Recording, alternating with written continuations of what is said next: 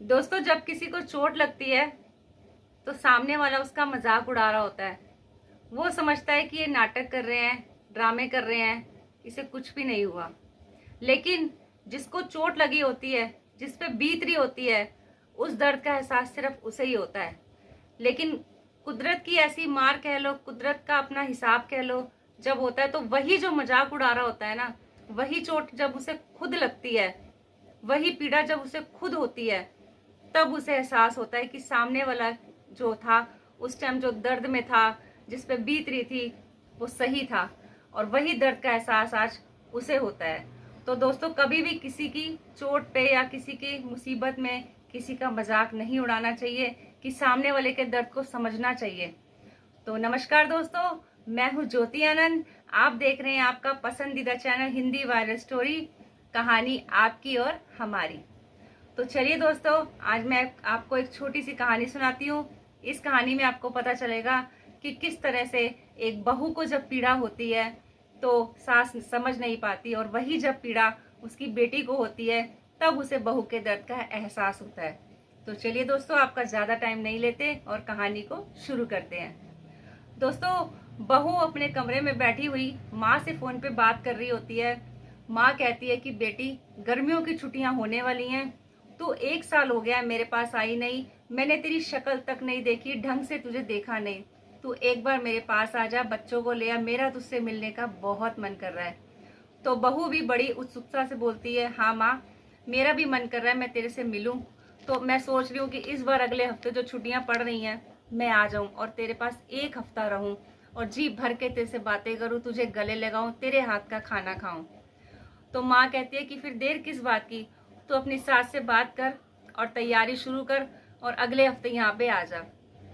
बहू फोन रखती है और बड़ी खुशी खुशी मन में सोचते हुए कि मैं 1 साल से माँ के पास नहीं गई, तो मैं इस बार मम्मी से बात करती हूँ और मैं अगले हफ्ते चली जाती हूँ। वो बड़ी खुशी खुशी अपनी सास के पास जाती है। तो सास कुछ काम कर रही होती है कमरे में।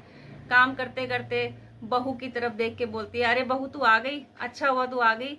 अगले हफ्ते मेरी बेटी आ रही है, गर्मियों की छुट्टियां पड़ने लगी हैं, तो अब थोड़ा सा जो है ये तैयारी करनी है, तो तू उसके आने की तैयारी में लग जा। बहू बेचारी वहीं चुप हो जाती है। जो खुशी खुशी कमरे में आती है, उसका जो है उदास सा चेहरा वहीं उतर जाता है। वो सोचती है मन ही मन, मैं तो अपनी बात करने आई थी कि मैंने साल भर हो गया है अपनी माँ को नहीं देखा, अपनी माँ से नहीं मिली। दीदी तो फिर भी महीने 2 महीने में चक्कर लगा ही लेती है, पर मैं तो पूरा साल हो गया नहीं गई हूँ। पर फिर भी वो चुप हो जाती है और मन ही मन भगवान से प्रार्थना करती है कि हे भगवान, अब तो तू ही कुछ ऐसा कर कि मैं मेरी माँ से मिल सकूं। इतना ही कहना था कि मानो जैसे भगवान ने उसकी प्रार्थना सुनी लियो। शाम को अचानक ही बेटी का फोन आता है कि माँ, मैं अगले हफ्ते नहीं आ रही हूँ क्योंकि मेरी सास मना कर रही है। तो माँ कहती है, मना कर रही है? क्यों मना कर रही है? कोई कारण तो होगा। उसने कहा, पता नहीं माँ, पर मेरी सास कह रही है कि तू नहीं जाएगी। तो कहती है कि ला मेरी बात करा अपनी सास से। तो बेटी अपनी जो है सास से बात कराती है अपनी माँ से। तो माँ कहती है, समधन जी राम राम, क्या हुआ? कोई गलती हो गई क्या हमसे, जो मेरी बेटी को हमारे घर नहीं भेज रहे हो? तो बेटी की सास बोलती है कि नहीं, मैं नहीं भेज सकती। वो कह रहे, क्यों नहीं भेज सकते, कोई कारण तो होगा। उन्होंने कहा, जी कारण तो है, लेकिन मैं फिर नहीं बताऊंगी आपको, मैं नहीं भेज रही। तो माँ कहती है कि कारण है और आप मुझे बता नहीं रही हो, बताओ तो सही, हो सकता है मैं वो कारण दूर कर दूं, फिर आप मेरी बेटी को भेज दो। वो कहती है कि मैं आपकी बेटी को नहीं भेज सकती। बड़ा जोर मारने पे वो राजी होती है कारण बताने के लिए। कारण ये होता है कि बेटी की सास बोलती है, समधन जी, 15-20 दिन पहले हम एक शादी में गए थे, वहां पे मुझे आपकी बहू की मम्मी मिली थी, वो भी उसी शादी में आए हुए थे। उनका चेहरा उतरा हुआ था, मानो जैसे लाचार सी माँ होती हैं। बातों बातों में हमने पूछा तो उनकी आंखें भर आई और उन्होंने बोला कि 1 साल हो गया है, मैंने अपनी बेटी की शक्ल तक नहीं देखी है। मेरा मन तड़प रहा है उससे मिलने के लिए, उसके साथ बैठने के लिए, उससे बातें करने के लिए। साल भर हो गया मैं अपनी बच्ची से जी भर के मिल नहीं पाई हूँ। तो मैं चाहती हूँ कि आप अपनी बहू को अपनी माँ के पास भेज दें। तो सास मानो जैसे हक्की बक्की रह गई हो। उधर से बेटी की सास कहती है कि बहन जी, आपने हमेशा अपनी बेटी को ऊपर रखा और बहू को नीचे रखा।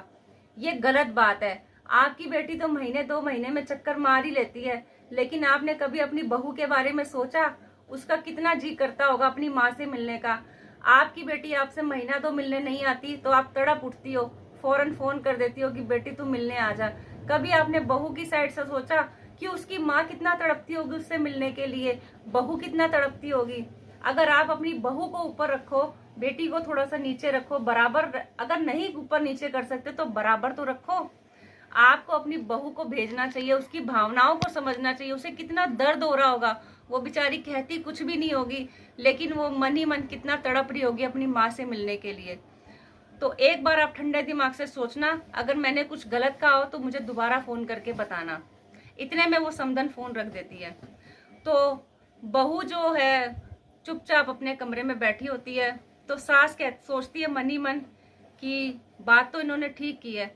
तो जो बहू कमरे में चुपचाप बैठी होती है तो सास उसको आवाज मारती है, अपने कमरे में बुलाती है और प्यार से बिठा के बोलते हैं कि बेटा, मैं चाहती हूँ तू अगले हफ्ते अपनी माँ के पास 1 हफ्ते के लिए होया, 1 हफ्ते के लिए तो अपनी माँ के पास रहया।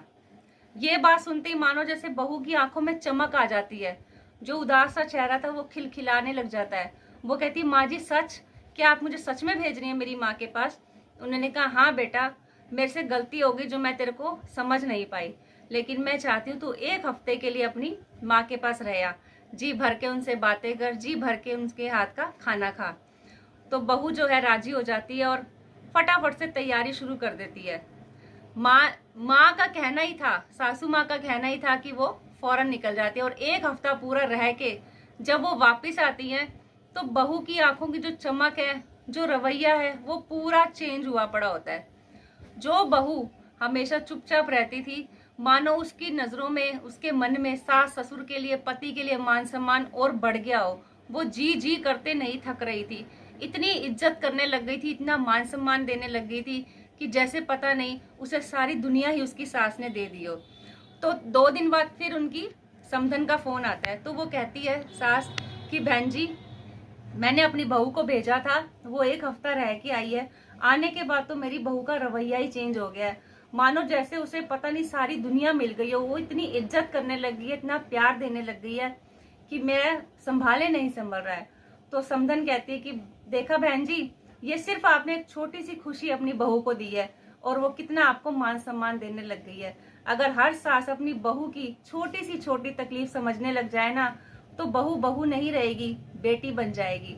तो इसलिए बेटी से बराबर ही समझो बहू को, कम मत समझो। तो दोस्तों, ये थी छोटी सी कहानी। अगर सास ने बहू की पीड़ा को समझा तो बहू ने उनको चौगुना, दोगुना, चौगुना करके मान सम्मान और प्यार दिया। तो आपकी जिंदगी में भी कुछ ऐसी घटना घटी होंगी तो मुझे कमेंट बॉक्स में जरूर बताइएगा।